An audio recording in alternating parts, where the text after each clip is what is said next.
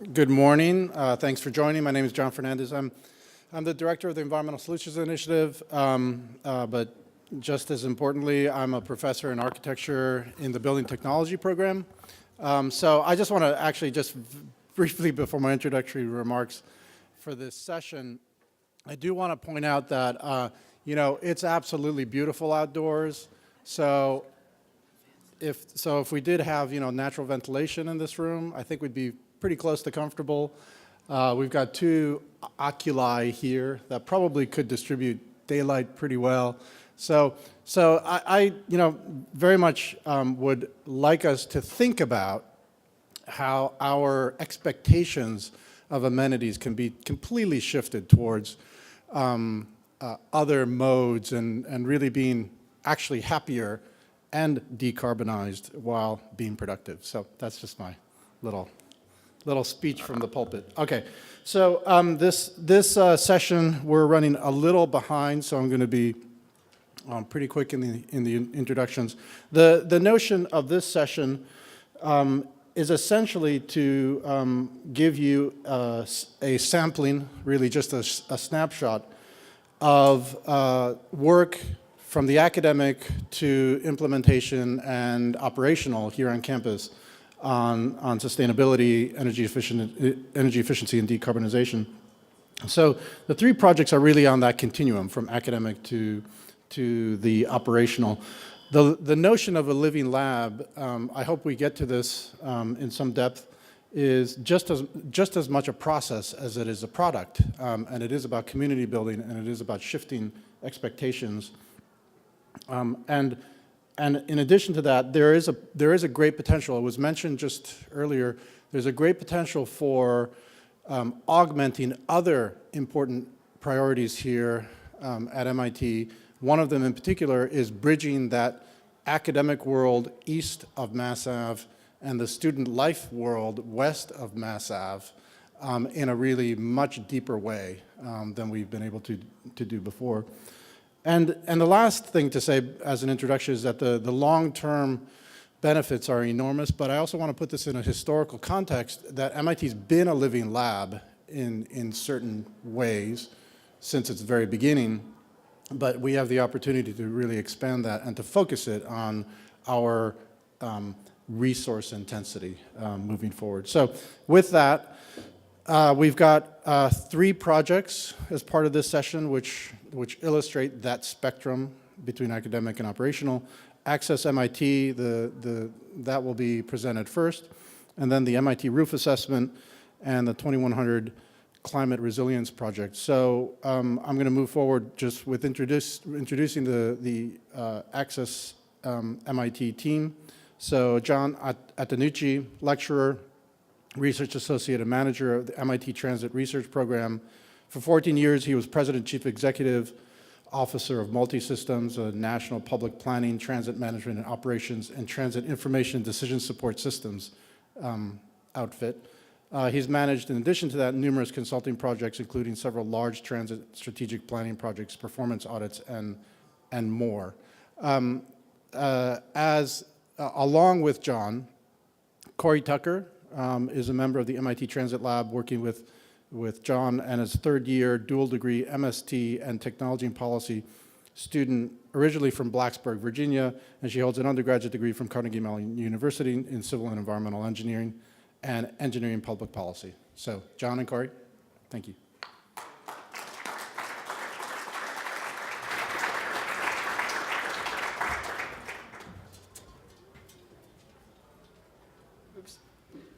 Thank you, John, for that introduction. So I think that Julie kind of unintentionally hinted at this project a little bit when she was giving her introductory remarks by mentioning as new initiatives upcoming new transit benefits or commuting benefits for MIT employees. And so I'm here with John to talk to you about AccessMyCommute, which is the first of those kind of new commuting benefits that's going to be coming out. Well, this one has been launched, but coming out in the next academic year for use by MIT employees. And I also think that this is a really great project to present here because I know that we're really trying to talk a little bit about these interactions and collaborations between not only research here at the university, but other departments, staff. And this project, we worked very, very closely with a number of other entities, but also with IS&T, with the Office of Sustainability, and with Larry Broody and his team over in the Parking and Transportation Office. So just to get into what exactly is AccessMyCommute. AccessMyCommute is a new, as I said, commuting tool for MIT employees only right now. And it offers 4 key features that I'm going to touch on, and I'm also going to briefly tell you about a couple of new features that we're actually going to unveil today. Hopefully everyone will see an email later today about this. But at its very basic level, AccessMyCommute is a commuting dashboard. It actually reflects back to you what your commuting mode has been, how you've gotten to and from campus, maybe how much money you've saved if you've been taking the T or biking or walking, how many calories you've burned if you've been biking or walking. And it does this all, well, it does most of this automatically. We actually track this automatically through data from the MBTA, from the Parking and Transportation Office, and through an app that you can download onto your phone. One thing that we're going to be releasing today actually is self-reporting so that you can augment your trip tracking. So if there's a day that you came to work and you got dropped off and we can't, you didn't take the T and we can't track you automatically, you can go in and enter that so that there's a record of it.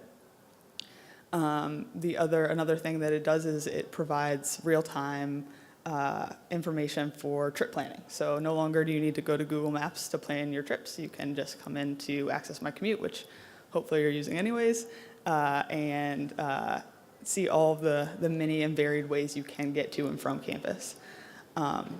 Building on that, one of the features of using the trip planner in AccessMyCommute is that it actually facilitates carpooling. So if anyone's ever considered using carpooling to get to work, this is a great method to do that. It will connect you with people who live near you or on your route to and from work, and allow you to actually contact them in a kind of a safe and convenient manner within the MIT community. And then the kind of final big feature that I want to touch on is that this provides us also with a platform to run incentive programs. So what we're looking at right now is we're running an incentive program to encourage people to commute as sustainably as possible by rewarding people with different points based on how sustainable their commute is. And I'm going to flip a slide and show you this kind of commute and reward interface. So essentially, based on how you commute, you'll earn points, and you can redeem those points for prizes. And this is actually ongoing right now. So if you guys are MIT, and most of you are MIT employees, check it out. This is a great way to get some tech cash from the university, enter a lottery for a big prize. And all employees, regardless of mode, are eligible for points. So even if you drive alone to work, you should definitely go check it out. The points are awarded on an increasing scale based on sustainability, but definitely everyone go check it out. As I said, this is a collaboration with the university, so there's obviously not only are we getting benefits out of it as researchers, but the institute and employees are benefiting from this program as well. The institute is also looking at this as a means to reduce parking demand and also to increase campus sustainability, which is what we're all here to talk about. And hopefully employees enjoy the benefits of having better decision-making, better information for decision-making, carpool facilitation, and financial incentives. And with that, I'm going to turn it over to John to talk a little bit about some of the challenges that we've experienced along the way.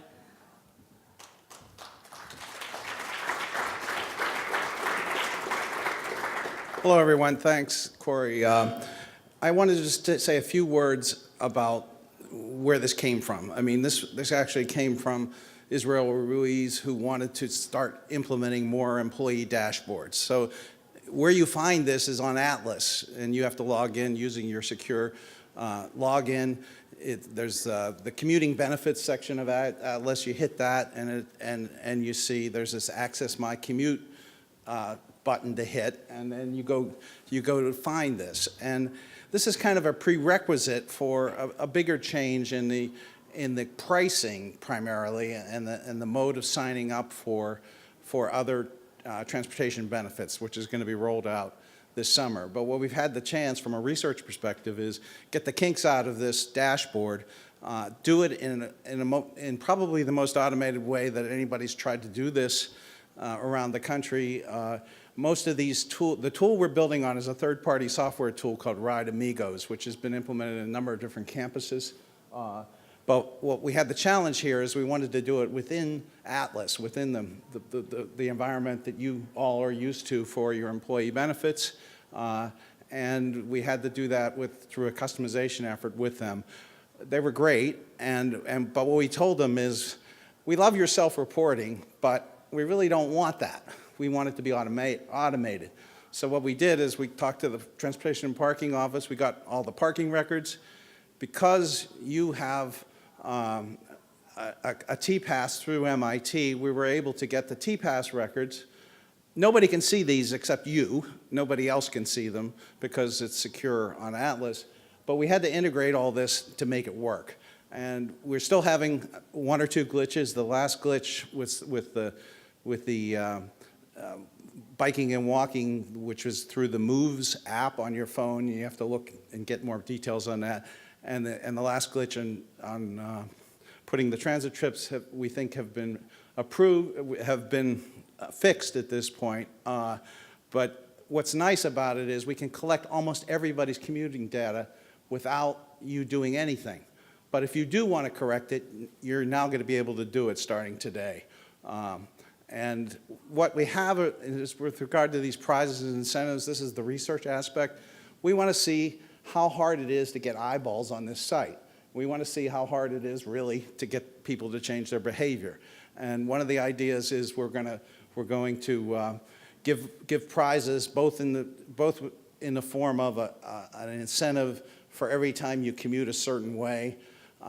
Also, you can redeem those points to get lottery prizes, larger prizes. We're now offering a $100 prize and a $500 prize. You need more points to put in the lottery for the $500 prize. So we've used this gamification concept to see if we can start to change behavior.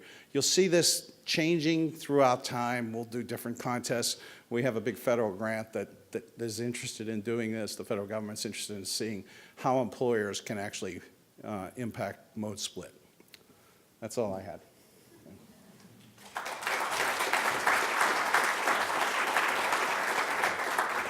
Thank you. I actually have one question, but so I've been commuting by bike for the past 16 years.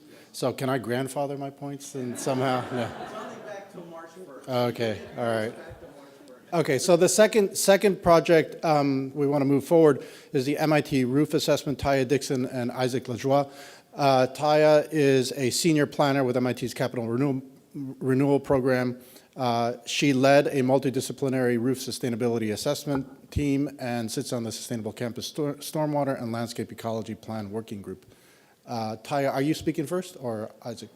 Okay, so Isaac is fourth year undergraduate, pursuing degree in mechanical engineering with a concentration in energy, and he works in the laboratory for aviation and the environment. Isaac. All right, thank you, John. All right, so I'm going to tell you a bit about a project that I did in the fall of 2014. It was in Professor Tonio Buonasisi's Fundamentals of Photovoltaics class, and he challenged us to come up with a project focusing on the topic of PV implementation or design or efficiency within solar cells. He had told us about an earlier project where a team had looked at PV systems across campus, of which they looked at 5 systems. And so that brought us to thinking, why isn't there more PV on campus? If MIT sees itself as a leader, then it doesn't appear to be very much of a leader in green energy as far as implementation goes on campus.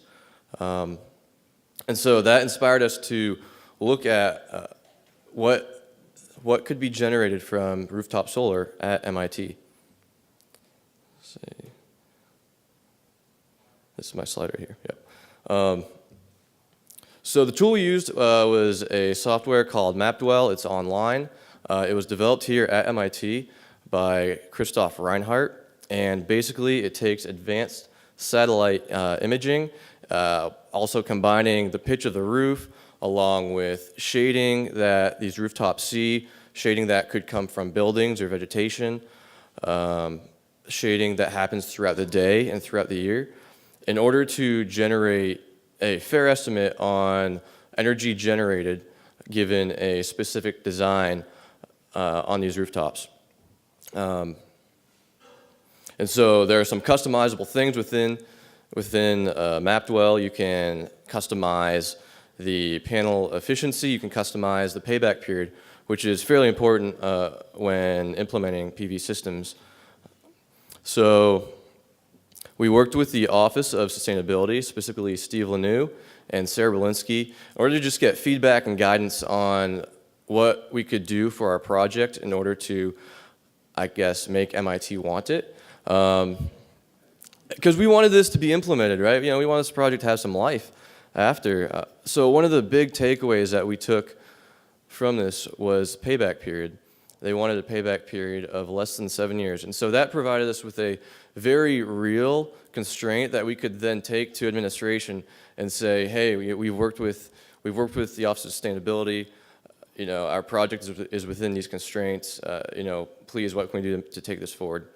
So basically, what you see here in this image is one of the results of our project. We came up with 20 buildings across campus with the highest PV generation, along with the best payback period, and presented them to MIT administration as saying, these are some very good candidates for PV if you choose to go that route.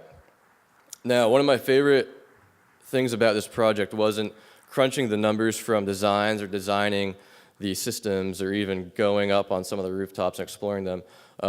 It was working with MIT administration and staff on this project because that's something that you don't get within a normal class setting, right? You know, this is the only class I've been able to work on with the Office of Sustainability and with administration.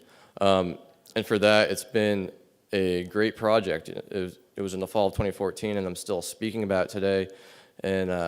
And Taya will go into what facilities has done with it right now. So there was a little bit of a hiatus between the student study and our, it's probably about, 6 months before we started this process, which began just as I arrived at MIT in March of last year.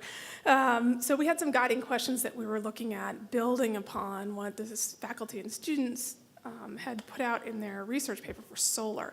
So how do we maximize our rooftops to help meet our sustainability goals? And I think Joe talked about that a little earlier this morning, how we can help with that. And then what are the sustainability opportunities for our roofs? Not just solar, but then how do we also implement those opportunities as part of capital renewal? So that's where we come in. And then where are the opportunities for living labs on our roofs? So the overview of the project is that we needed to first identify all of those things and then develop a tool, an active tool that can be updated and modified as our campus changes and as our data gets better. The first step was to identify the 3 goals of the studies, and those included energy conservation as one of the #1 goals of 3. And with that, we took a deeper dive into solar on our roofs and built upon that student research by adding additional campus and building data that we felt was important in order to consider what are the opportunities and then also what are the limitations of our roofs. We also looked at improving building thermal performance, really simple stuff, adding more insulation than what we have now, doing white roofs, those kind of opportunities, and then also mitigating urban heat island effect. So we're taking into consideration how our roofs impact the greater environment. And then we also looked at stormwater management as the secondary goal here. How do we reduce runoff? And that could be accomplished through green, blue roofs, storing stormwater after rain events, reducing pollutant loads. How do we protect the Charles River? We can filter our stormwater before it enters the system or completely remove it from the stormwater system. We can use it some other way. And then increasing cooling. Really simple. You got a green roof, It's a little cooler than a black roof, right? And then what are the community benefits? There are a number of them. We could support education and research through living labs. 40% of our campus is roofs. That's a lot of opportunities. And then roofs can also be amenity spaces. They can enhance our campus. There are great views. And then you can also have active rooftops, like Google has their roof garden in Kendall Square. If you haven't been there, I've been up there. It's beautiful. And then this can also provide an opportunity to restore natural habitat.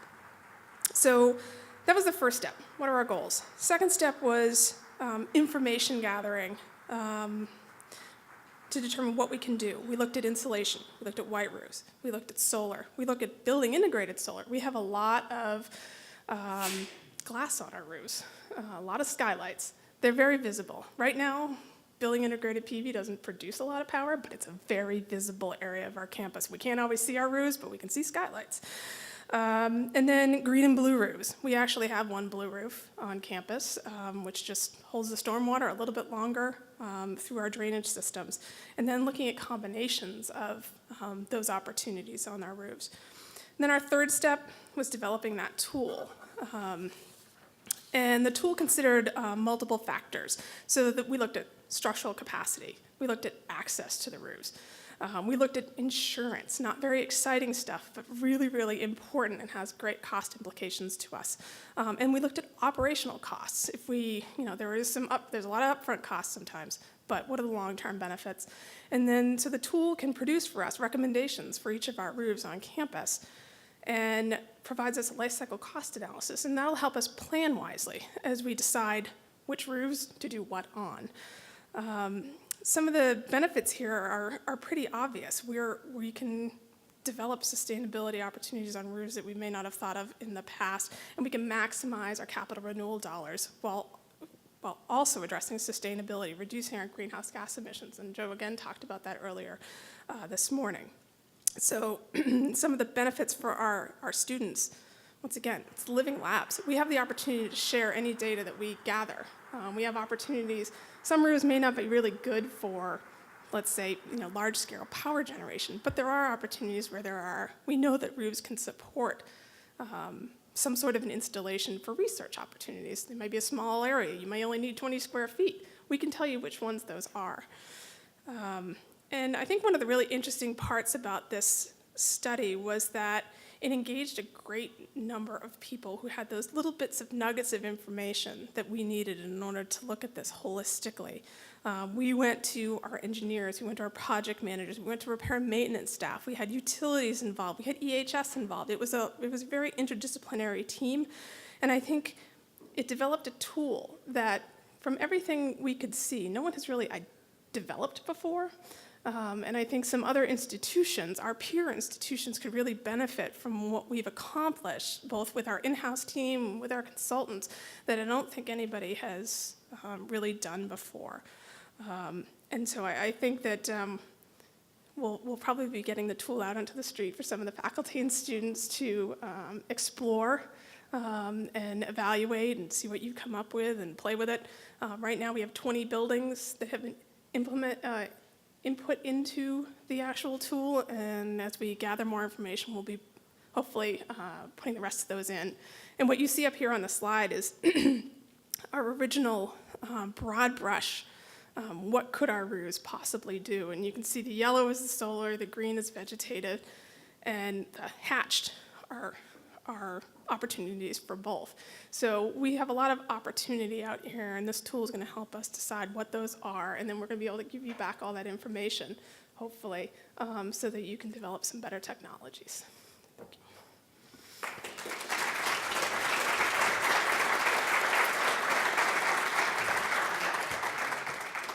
Okay, so we will now have the third project, but as the third team is presenting, please begin thinking about questions for all of them. The last project is a 2100 climate resiliency. The two people presenting that project, Mike Wilson and Jacqueline Kuo. So Mike is a third-year PhD candidate, Department of Urban Studies and Planning, and he specializes in city design and development. With Linda Shee, he co-instructs the undergraduate class, Big Plans, Adapting Cities to Climate Change. This semester, we worked on a project to envision MIT's campus in the year 2070 and beyond, and we've heard some of the consequences of climate change, rainfall, river floods, storm surge, and urban heat island effect, so he'll be talking about that. Jacqueline Kuo is an undergraduate senior in the Department of Mechanical Engineering. She's been involved in a number of sustainability-related efforts here on campus while she's been at MIT. In particular, the Conversation on Climate Change Committee and the current Sustainability Student Leadership Working Group. So, Mike, Jacqueline.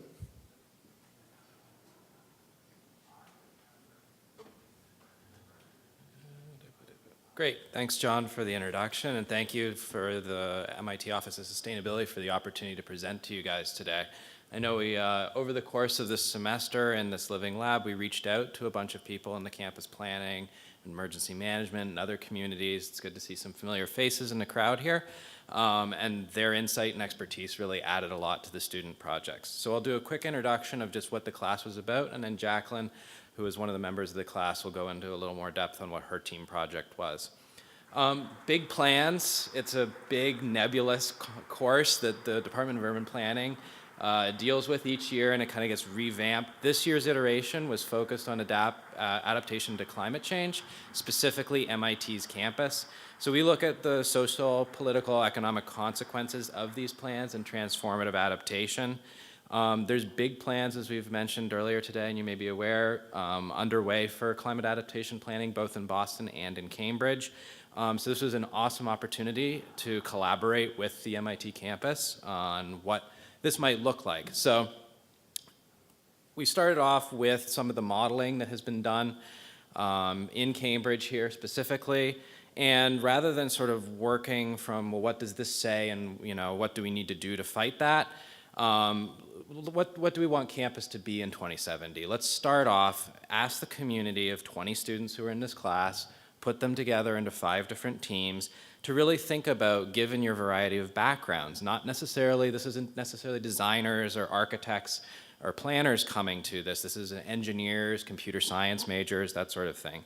And what is the vision that we may want to have, responding both to current, kind of shocks and stresses, but also what might be in the future. So this is a map of the 1% chance precipitation in the year 2070 to 2100, depending on the scenario you're in.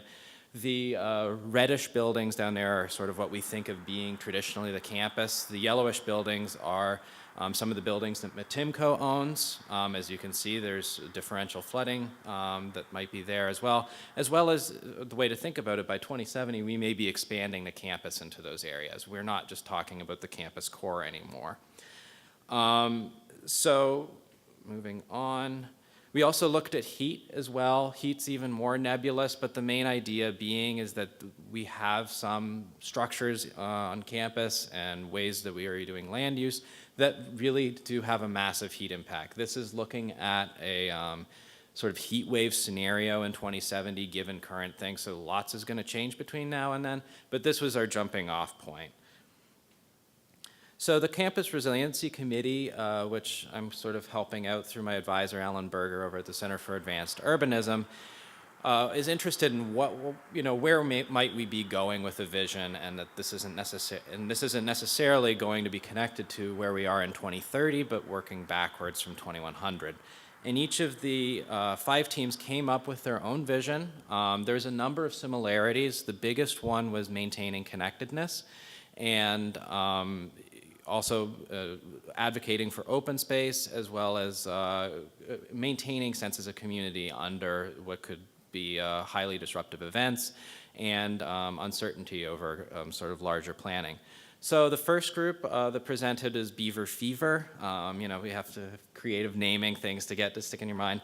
That's going to be Jacqueline. She's going to be talking about that in a minute. That was focusing on the student center and sort of that Kresge Green area and thinking about maybe an open space committee.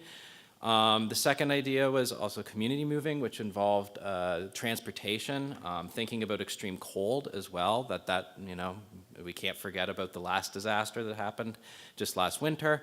In terms of transit lounges, what does that look like along Amherst Alley? What does that look like if you extend it up Pacific Street corridor? And then as well as team number 3, which was MIT Underwater, looking at the tunnel system. How are people moving linearly along campus? And for team number 4, it was Sea Green Rail. This is the rail corridor on the backside of Vassar Street, which is an object of a lot of planning, many years along. Thinking about how could that be sort of a receptor for stormwater? How could that be an improved transit infrastructure?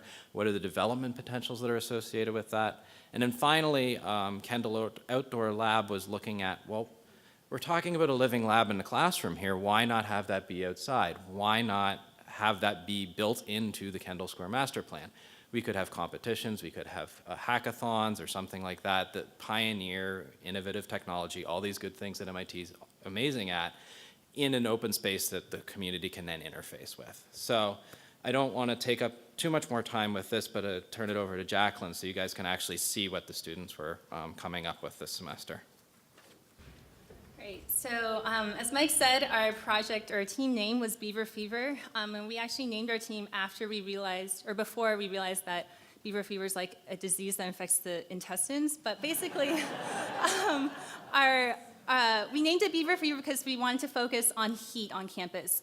We saw that in 2070, the average annual temperatures in Boston will feel more like Maryland or South Carolina today. And so what that meant for our group was that there needed to be a cultural shift. There needed to be a shift from a culture that lives indoors, so like in these like well-ventilated, nice indoor spaces that are heated and cooled, to outdoor spaces and spaces that have more conjunction between indoor and outdoors. And so a way to sort of solve this would be to establish an open space committee. And so this committee would, one, facilitate a culture of living with heat. And they would do this by engaging with community members, by transforming and creating programming in these underutilized spaces on campus, and they would use the Commons framework. And this Commons framework is something that we were introduced to by the Office of Planning here.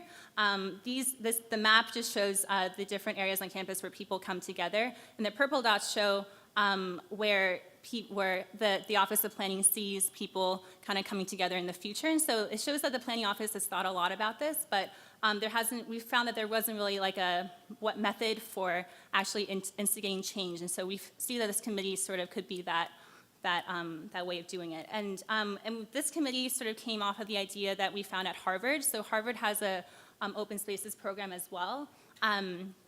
And what they've done was, in front of their science center, they had this walkway. And the walkway, they changed that into this really nice plaza. And now yearly, or all year round, they have food trucks and a curling area, and like lots of people perform there. And there's also fire pits. And these fire pits are used like in the winter and in the summer to roast marshmallows. So like we want more programming like that on campus. And so we thought a little bit about what the structure might look like. We just want representation from all across campus, faculty, undergrads, grad students, and staff members, and we wanted to be an institute committee so that there's continuity throughout the years. Another part of this proposal is looking at how we renovate our future spaces and our future buildings, and how do we build new buildings. So because we're looking at how to better utilize open space, we think that the Student Center, first of all, is like it's kind of old. It's nearing its like 50 years since it was built and 30 years since it was last renovated. And so we think that this central hub should be renovated in a way that connects students more with open space. So there'd be an open space, and then there's this indoor-outdoor conjunction space. So on nice days like this, instead of being indoors, we could be potentially using the outdoor space as well for conferences like this. And then also there'd be like an indoor space. In the indoor space, we'd focus a lot on creating open spaces, communal areas for people to come together. And we think that the Student Center idea would sort of fit the function of like this central student hub better than the current Student Center.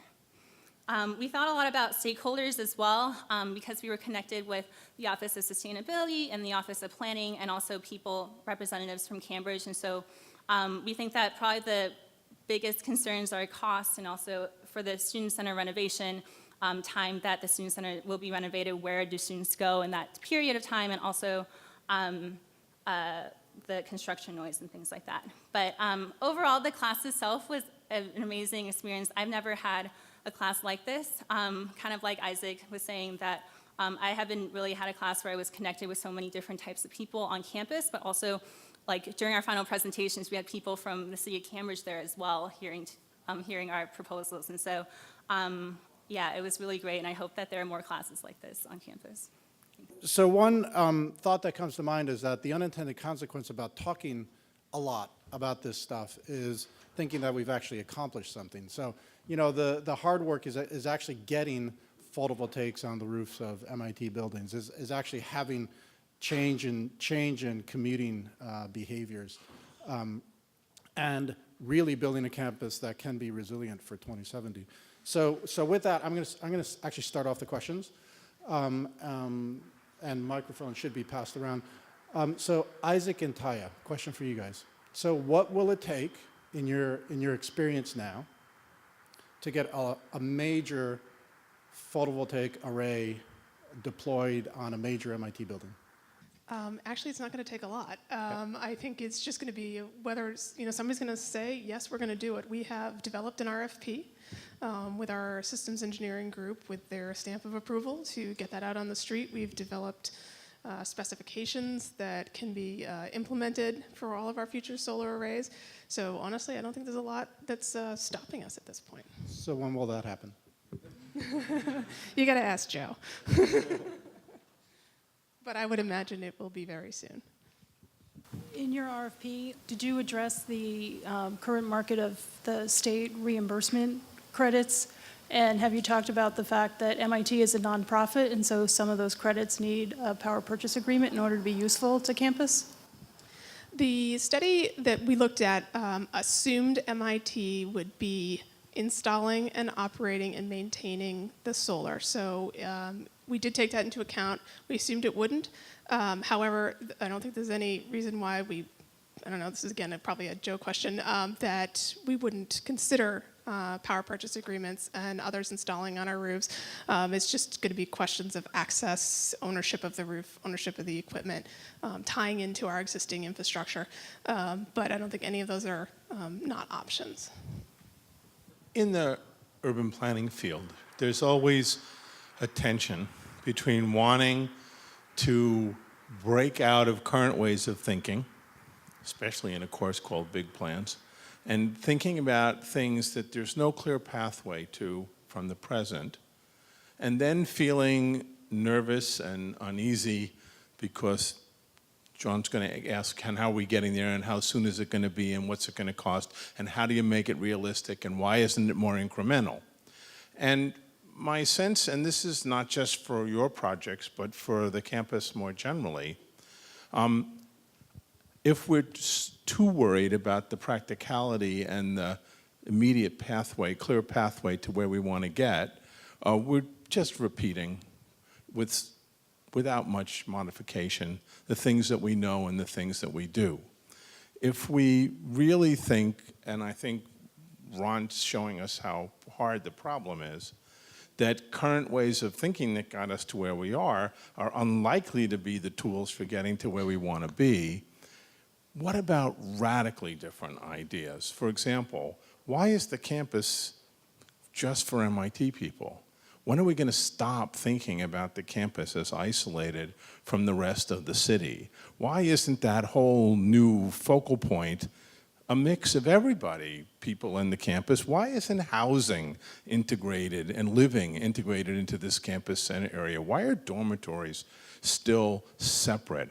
What about people living at some distance and doing more things online and not needing to be on the campus? All of those radically different concepts. What's your feeling after working on all these projects about the tension, or which emphasis should we put more on now? Radically different things that are going to completely change the frame, or being responsible somehow to answer the question of how soon can we get there and how can this be done incrementally? When Linda and I set up the class, we actually did kind of have a framework that was very broad and included options that were looking at transformative change. Like Alewife is going to be a major pinch point for flooding in terms of when you are overlapping that with transit.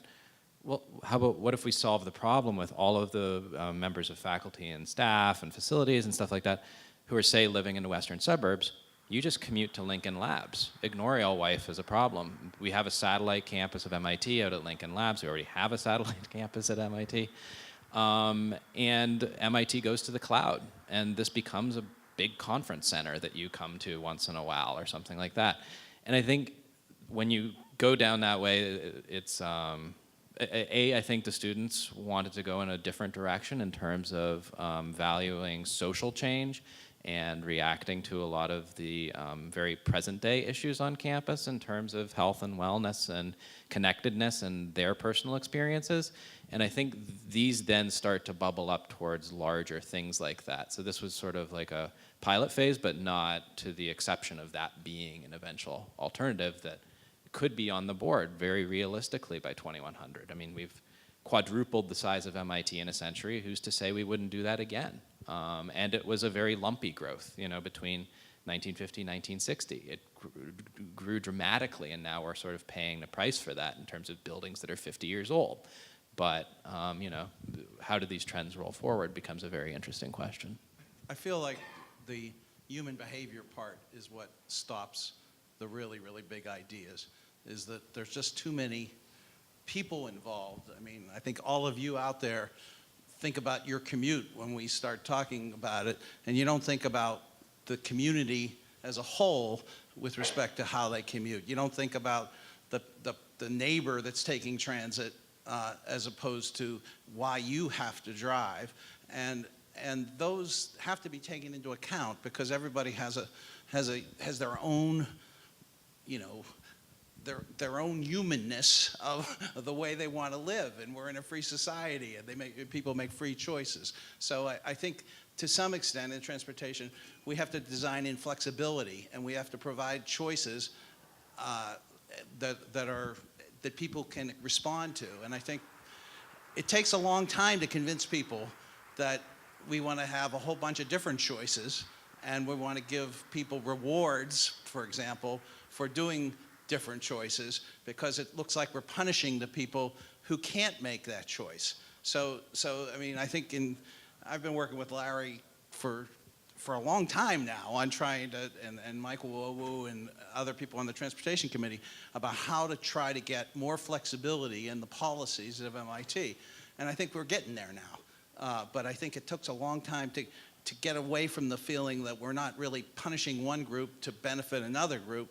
And that whole human behavior issue is what gets into a lot of these things. When we look at transportation change and the choices that we all have to make, one of the things that at least I personally run through are doing scenarios. What are the scenarios? What's the, you know, the option for getting from North Station over here to campus? And I run through these different scenarios on my experiences, you know, taking Hubway or doing different things. Are there ways to embed scenario planning in the tool that you guys are developing? Is that an option so that people could experiment and see what different options might be out there for them? One of the things that the tool does have, I think, which is sort of what you're getting at, is it does have a fully and comprehensive trip planning feature. So if you wanted to get from home to work or from North Station to work or anywhere, you could, you know, just go in and type it in, and it'll show you every option that it can identify. So, I mean, unless I'm misunderstanding, I think that solves that. But if there's something else, like, obviously, come back at me, that's fine. Yeah. I think it's really important that people understand their options, because I think you are one type of person who looks at all of his options, and there's a number of other people who start doing something and never look at the options. And I think it's really, really important that we try to get their eyes on the options that are there. You know, one thing that's underutilized here compared to other modes, I think MIT's done a great deal in terms of promoting alternative to driving alone. The one mode that isn't utilized a lot is carpooling. And the reason is, the way the structure has been in the past, you had to sign up for a carpool full time, and you had to give up your other benefit options. And we got to get to a point where we want to do more casual carpooling. We got to get tools, and one of this tool helps do that. We get people up there that are saying they're willing to carpool. They don't want to do it every day, but there's a lot of people who public transit isn't the right option, and carpool is the option, and we got to find ways of promoting that better. I have a question about the roof study, and that is, when you were thinking about kind of the social uses of roofs, are you building in safety features? I know the JED Foundation is concerned about that, and gravity is not our friend with safety in some instances. Yeah, we definitely did. We looked at access from many different levels, and that comes into play where the capital renewal is, and sorry, I'm nursing a cold. Capital renewal has been actively adding guardrails to roofs as we do replacement projects. Where you can access, it just doesn't come into from the security standpoint of potential safety issues, but also for accessibility for people in wheelchairs. Those would be, buildings that have an elevator to the roof are going to be better opportunities for, say, an extensive green roof or an interactive, an opportunity for people to get up there on a social basis, or, all of these things did come into play, and they are factored. And one of the great things is this is factored into the tool as well, so we can identify where we have potential issues and factor the costs of doing all those things in order to make safe spaces into the life cycle cost analysis. Going back to Larry's question, I think today is a great example of the coexistence of incremental efforts along with big radical visions, and frankly, that we need to do both. So they're not mutually exclusive. So in my view, there needs to be an acceptance of and hosting of incremental, mid-radical, and wildly radical ideas for the campus. And I think the time is now, and the landscape's just perfect for that. So with that, please join me in thanking the panelists for the session.